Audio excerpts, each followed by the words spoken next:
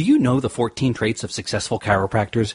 We've interviewed some of the top chiropractors in the industry and have identified the common traits that they all share. Jump on over to www.chirobusinessmojo.com to get your free report today. Welcome to the Chiro Business Mojo podcast, where we deconstruct the methods, marketing, and mindset of successful business people and chiropractors from around the world. And now your host, Dr. Richard Day. That guy tells it like it is. I am Dr. Richard Day, and this is the Chiro Business Mojo podcast. Well, today I've got a guest who makes his home in Maui, Hawaii, which I think is pretty cool. It's nice to know that I now have a friend in Maui. His name is Dr. Russ Rosen, and he's a graduate of Cleveland Chiropractic College. He was a valedictorian in his class and ran one of the largest practices in Hawaii for 14 years. His high-volume, straight-adjusting practice utilized the triad of health model. He's certified in discovery coaching and has been a teacher and student of personal growth and human potential for more than 30 years. He's best known for his patient care versus patient scare wellness communication systems. He served as lead author and director of Dr. Patrick Gentempo's Creating Wellness Management System. He's lectured for CLA, CWA, Parker Seminars, and others as he shares his vision throughout the United States, Canada, Australia, New Zealand, and Europe. He's the proud recipient of the CLA CWA's 2007 Lifetime Achievement Award and Dr. Patrick Gentempo Jr.'s CLA CWA CEO States, established in 2000. He founded Rosen Coaching in 2000, and today he runs Optimal Health Chiropractic System. Welcome, Dr. Russell Rosen. Well, Dr. Day, thank you so much for having me. I'm so excited to be here and really excited to share some really great content with your listeners. So let's rock and roll. Well, I invite you to jump in and fill in any of that gaps I might have missed when I was going over your bio. No, you got it. Let's do it, baby. All right. Well, I'm excited as well. And, in a nutshell, you've been helping chiropractors for a while. You're called Optimal Health Chiropractic System. And why don't you tell us about Optimal Health Chiropractic System? Yeah, listen, I personally ran a very successful practice in what I call an optimal health model, meaning we want to help people get healthy and stay healthy for a lifetime, not just out of pain. I got nothing against docs who want to work with just pain people, a pain-based kind of practice. But what turned me on was helping people get healthy and stay healthy for a lifetime. So about 16 years ago, I started coaching, and the optimal healthcare system is really all about helping doctors who want to empower their patients to thrive in a care versus scare, true optimal health model. We don't want to use scare tactics. We don't want to use manipulation. We do want to empower our patients, those who want to use us, to have a healthy functioning nervous system and a reasonable lifestyle so they can really have the best life possible. So doctors who want to help patients have the best life possible love working with us. Well, you've talked to a ton of people in your experience, and what's the most common thing that you see that's keeping chiropractors from being successful? Oh, man, it's such a huge it's such a huge question, Dr. Day. And here's the scoop. A moment ago, preamble, you and I were talking about chiropractors being the best kept secret. We're the best kept secret, and it's our fault.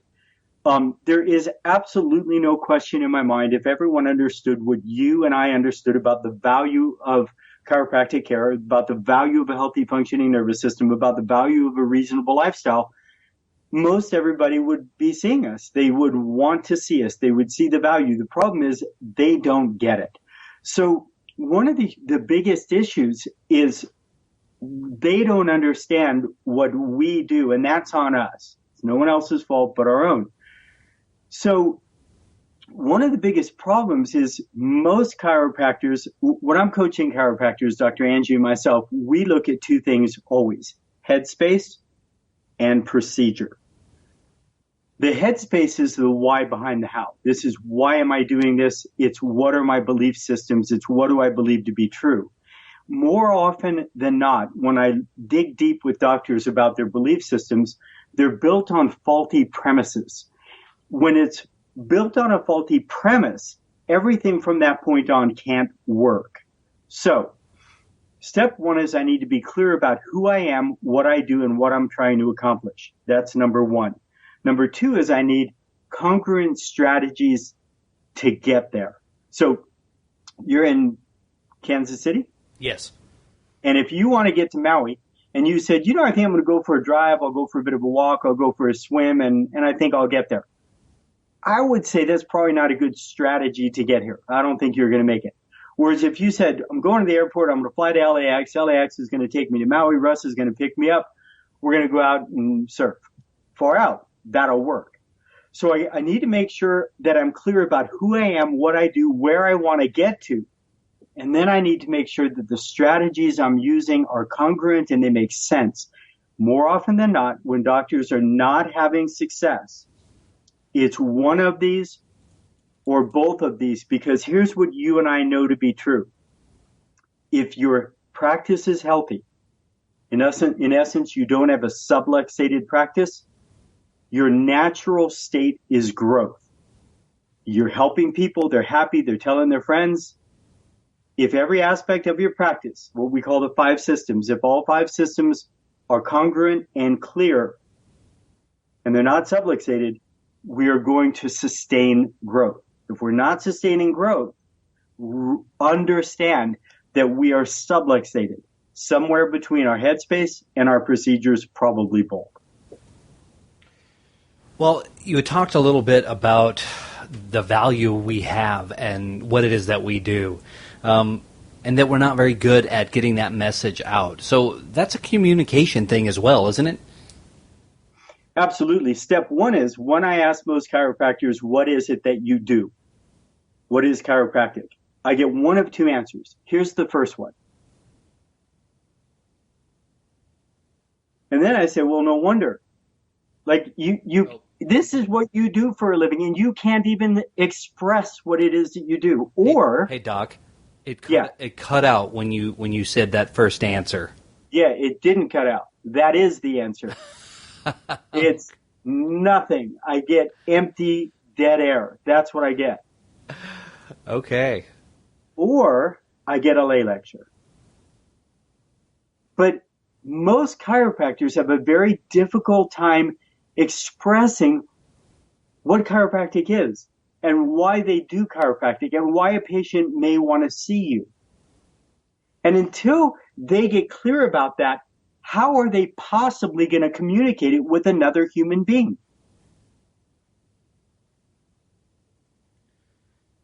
Does that make sense?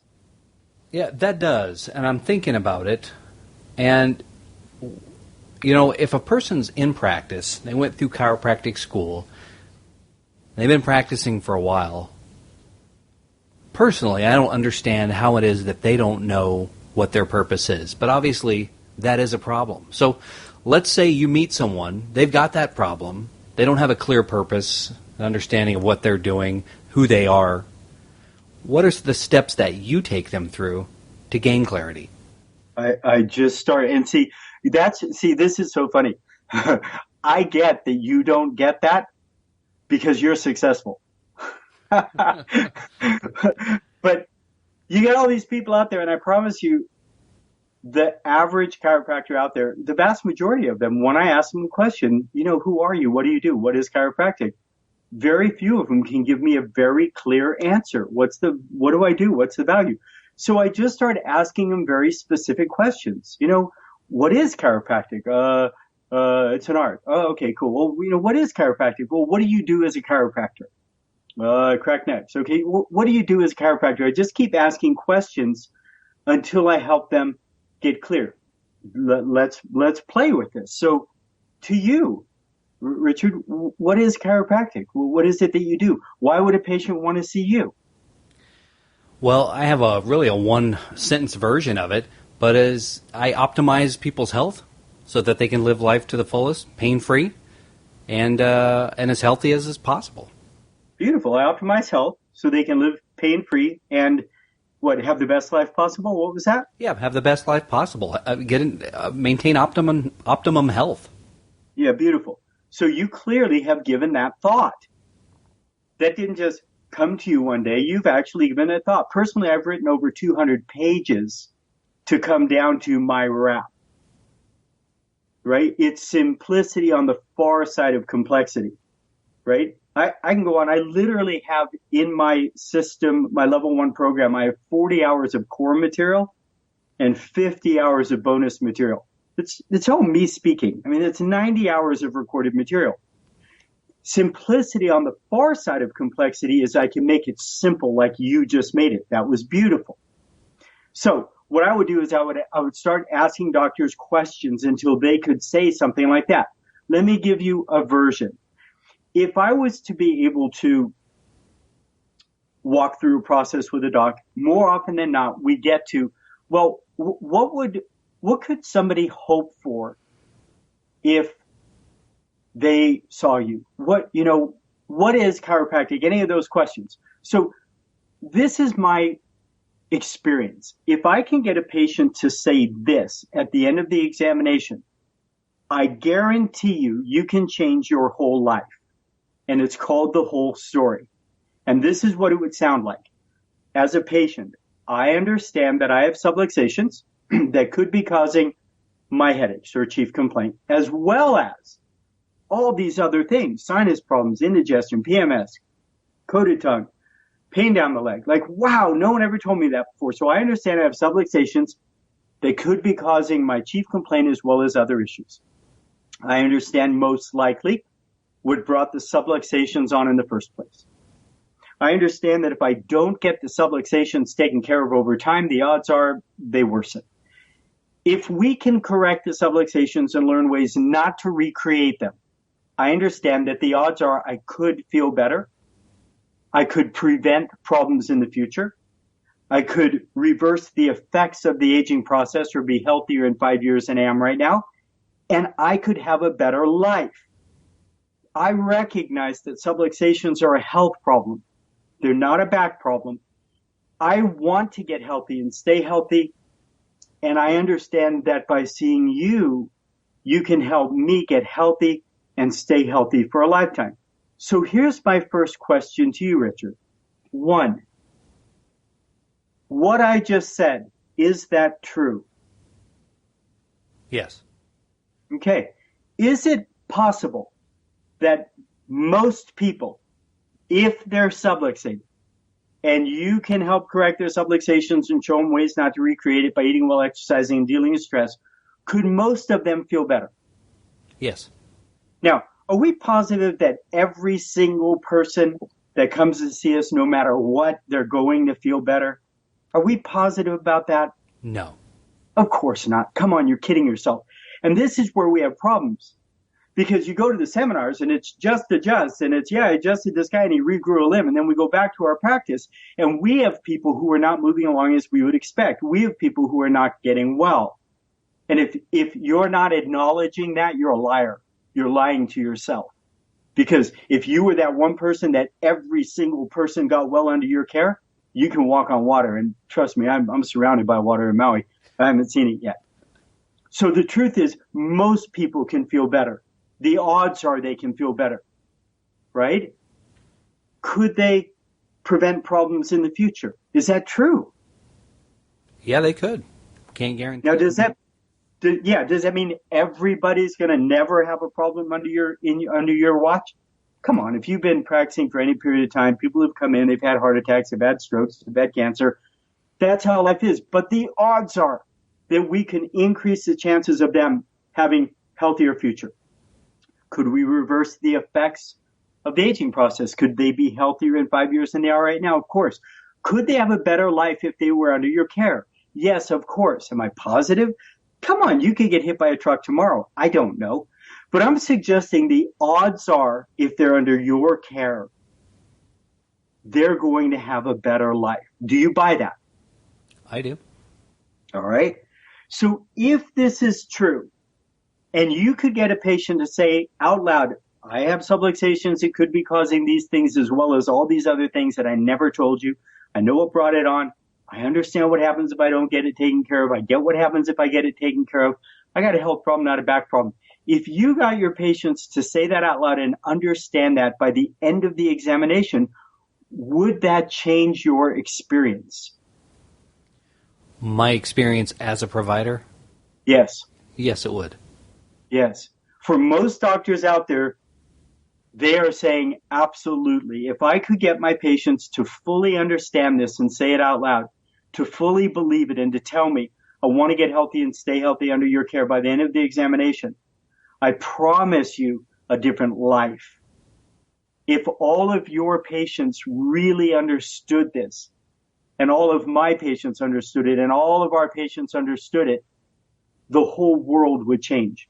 There would be a paradigm shift. What you and I were talking about earlier of getting, if everyone really understood the value of chiropractic care, we would have a whole different experience. We wouldn't be, every once in a while someone comes to see us because they have neck pain. People would come to see us to get healthy and stay healthy. We wouldn't be this back of the bus mentality that we have. Our whole world, our world as well as the world would change if we could just get people to understand this simple concept. Do you buy that? Yes, I do. Me too. So step one is we need to understand, what do we do? You know, I help people get healthy, stay healthy, and have the best life possible. That's my version. You had a really cool version too. You know, when I'm working with docs, I help you tailor make that to your niche market. But really, that's what I do. How do I do it? I correct nerve interference and show people ways not to recreate the same problems. If I do, what can they hope for? They could feel better, prevent problems, reverse the effects of the aging process, and have a better life. That's what I do. That's what chiropractic is. And if people understand the value of that, then the odds are they're going to be happy to pay you cash for it. Does that make sense? Yeah, I get that one. The second piece of this is, how do I communicate it? So step one is, what is my truth? So when I ask doctors what their truth is and what chiropractic is, we can spend, an hour or two on helping them clear up the BS, their belief systems that are not based on truth. But once we get down to something this clear, like yours or the one that I just laid out, now I have to learn how to communicate it with other human beings. So far, so good? Yeah. Okay. I got what you're saying, and I'm going where you're going. All right. So I downloaded your book. Really cool. Your tips, 14 tips. Really, really cool stuff. I agree with every single one of them. One of them you talked about psychology, understanding patient psychology. Right. All right. Here's the deal. One of my key focuses, and again, Lifetime Achievement Award from Pat and Chris for this, is communication. And the reality is that there's something called the neuroscience of communication. And if you don't understand the neuroscience of communication, the odds are you're going to keep having the same problems that you keep having, which is people don't get it. I hear this all the time. People don't get it. It's so frustrating when your patients don't get it, especially when it's that simple. The neuroscience of communication is very clear. All we're trying to do is get people to say yes who want to say yes. I'm not trying to manipulate people to say yes who want to say no. I'm not trying to make you do something you don't want to do. I'm not trying to scare you into care. But for the people who do want what I offer, I want to be able to communicate with you in a way that gets you to say yes. And know this. There are things that we as chiropractors do that cause people to say no who wanted to say yes. They literally walked in wanting what we do, but we screwed it up. Do you buy that? I do, and I'm going to ask you to give us an example. Okay. Have you ever had a patient that came in and you're doing your visit one with them, or you're doing your visit two with them, and it looks like they're with you, and then all of a sudden you saw their eyes glaze over and they're not with you anymore? Yeah. You broke a rule. There are certain laws, and you broke one of them or more. And when you did that, you shut them down. Here's an example. One of my favorite books, Influence, the Psychology of Persuasion by Robert Cialdini. And he has 6 basic laws. And if you break any of these laws, you will cause people to say no. You will shut them down. And they wanted to say yes. If you understand these laws, your whole world changes. Here's an example. He did a study where he had like 3,000 people at a restaurant, and he had waiters and waitresses learn these scripts. And basically, here's what he did.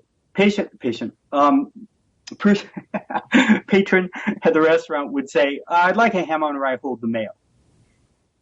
If the wait staff said, you like a ham on rye with no mayo, they lost 23% of their tip.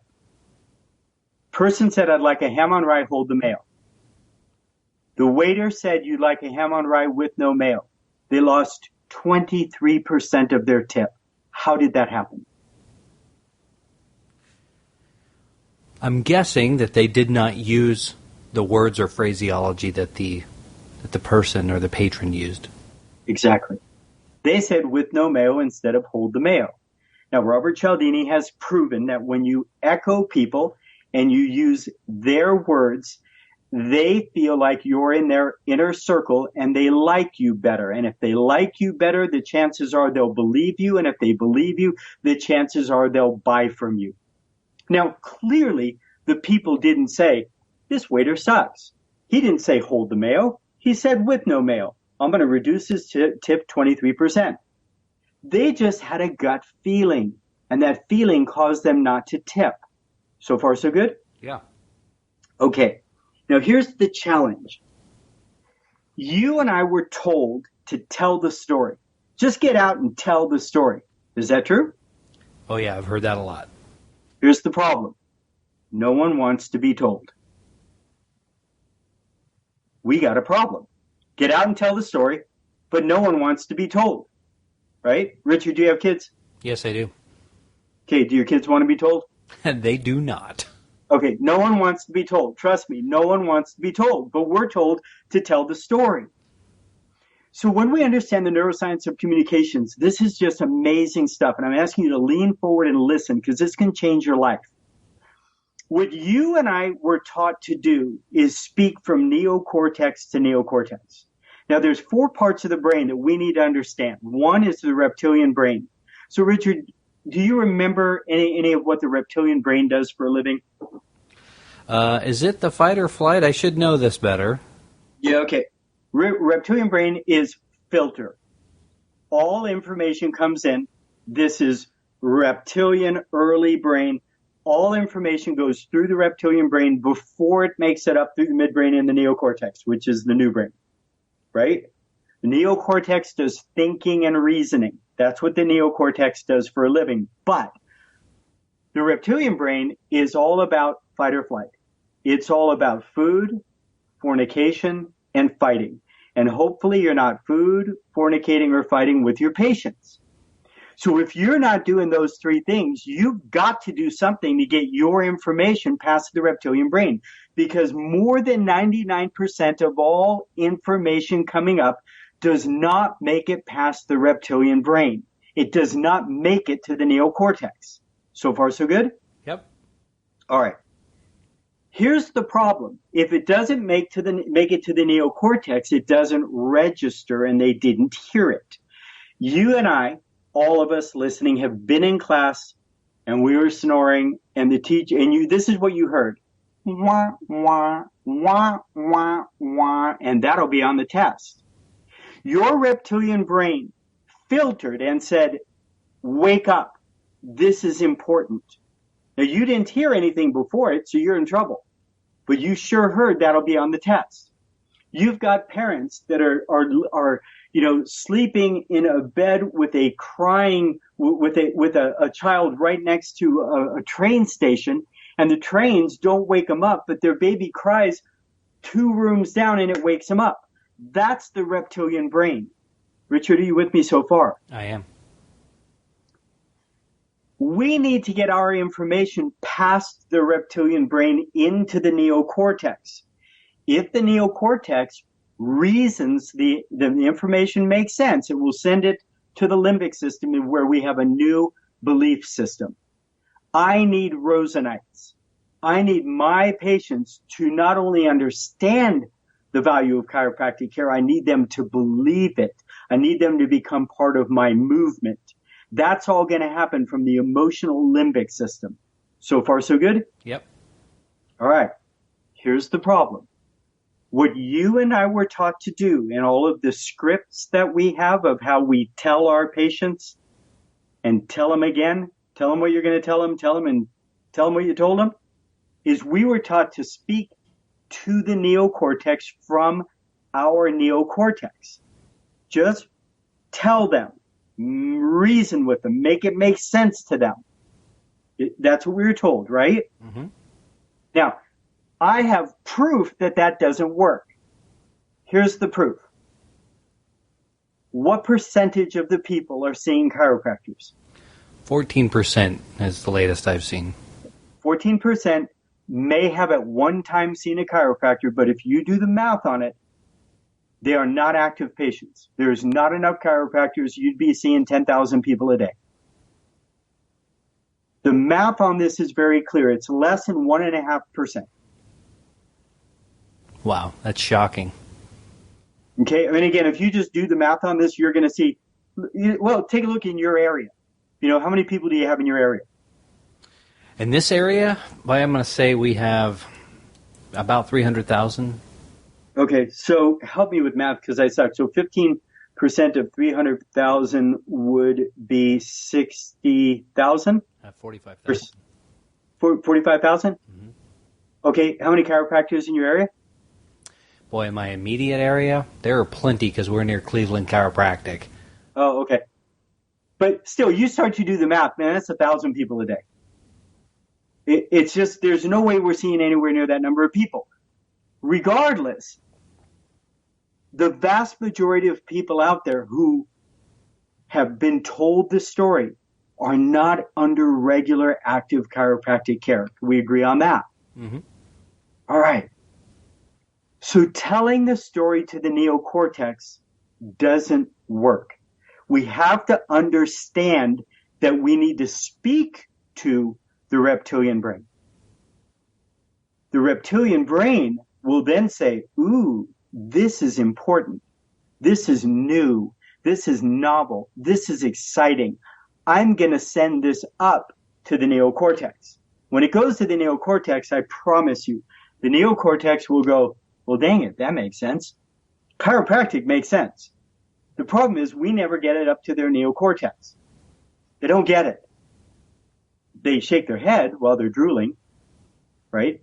So again, if we don't speak through the reptilian brain to the neocortex, it never makes it to the limbic system and they don't buy it.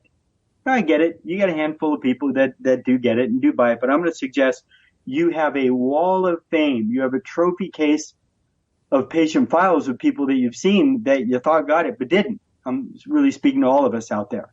I had a great one of those. You guys buying what I'm saying? Yeah, I'm hearing what you're saying. I'm thinking of something, though. I want to know, how do we do that? Yeah, good. Good question. So here's the deal. We must engage the reptilian brain. The reptilian brain is filtering all information, and here's basically what it's saying. If it's not dangerous, ignore it. If it's not new and exciting, ignore it. If it is new, I want you to summarize it really quickly because I don't want a whole lot of detail. Don't send it up for problem solving unless you have a situation that is really unexpected and out of the ordinary. So, how do we do that? Well, instead of telling people, we're going to ask people. We must use the Socratic method. If I just tell my patients, the odds are at a point they will glaze over and start to drool. But if I'm asking them questions that make them say, they're staying engaged with me. There's two kinds of questions. An informational question. Richard, what is your last name? Day. D-A-Y. Did you learn anything new or did you already know that? Nope, already knew it. Great. Informational question. Here's a Socratic question. So, Richard, let me ask you a question. What do you think brought this on in the first place? Hey, Richard, let me ask you a question. Why do you think this keeps going on and on? Richard, let me ask you a question. You've seen the medical doctor. You've been taking these drugs for 6 years. It's only getting worse. Does it seem like you're getting to the underlying cause of the problem? Those are Socratic questions which make them think.